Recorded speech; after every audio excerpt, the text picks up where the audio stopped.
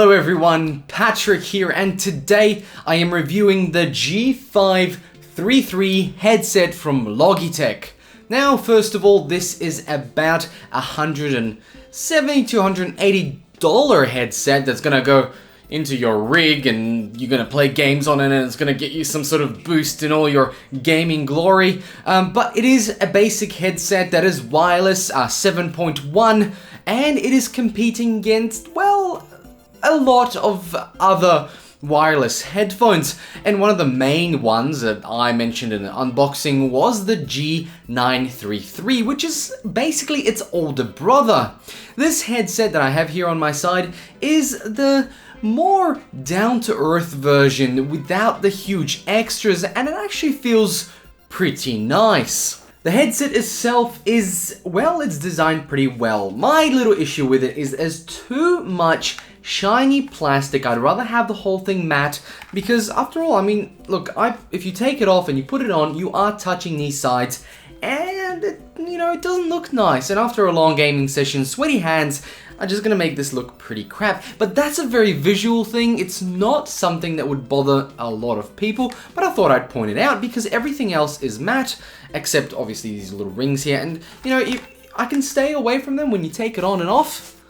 You don't have to touch them. But just aside, I thought it would be good to continue the matte, even give it a bit of a grip. Because I think, when you are handling something like this, you don't want it falling, which is the next thing I'm going to talk about. It's as flimsy as the G533s, but I would say a little bit stronger. It doesn't feel so plasticky like the G933 have the covers that fall off, and they've fallen off for me so many times.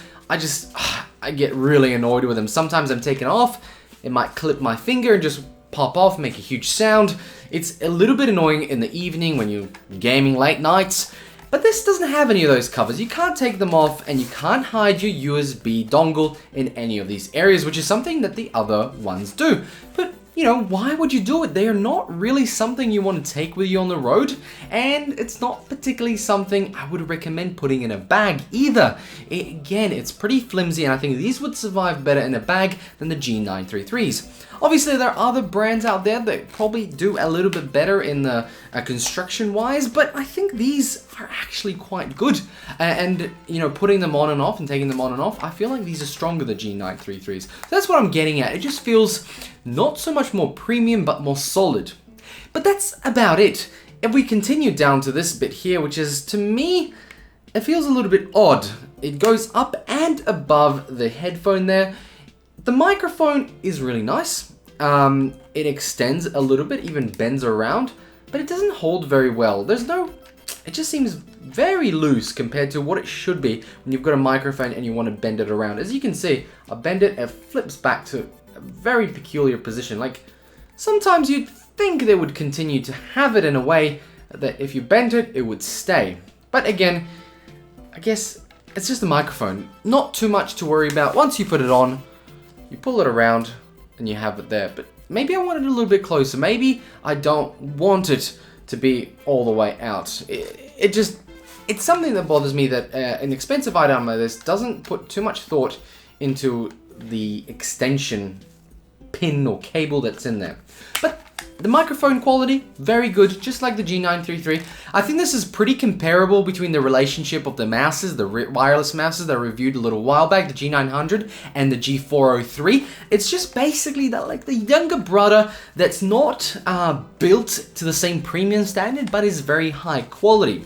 Now, these cushions, I expected something different. For some strange reason, the marketing material sort of told me that it was going to be different, but doesn't feel any different than the G933s.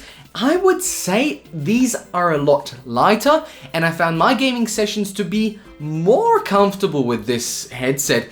And in saying that, it's hard to now decide between the two because one is basically about $50 more expensive, and this one's lighter, has a little bit less features on the spec sheet, but I have to say the comfortability of this one compared to the G933s is actually quite substantial. That if you are deciding on a wireless headset from Logitech and you are looking between the G933 and the G533, this is a very good contender.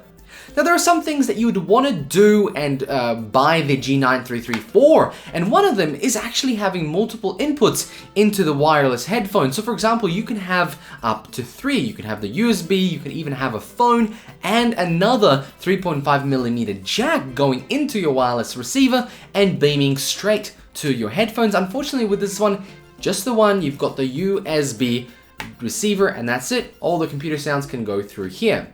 So why would you choose the other one? Well, sometimes you might want to have a laptop on the side, or you might want to have some music that you want to control separately from your computer, and you can play it through your headphones, and you can even take phone calls if it's plugged into the bottom of the G933. But this is a gaming headset that if you're on a budget and you want a wireless solution, and guys, this is something we've come to expect from Logitech, the wireless, there is no problems. I would say the bass isn't as good as in the G933s, but with a bit of messing around in the settings and the very good software. I have to point this out, Logitech has made some really nice strides in the software area of this solution, the gaming mouses, the headphones, the keyboards. It's really nice to use, and I think the bass can be manipulated to sound as good as the G933s, but I could probably guess that they're the same drivers anyway, but for some reason they just feel a little bit different.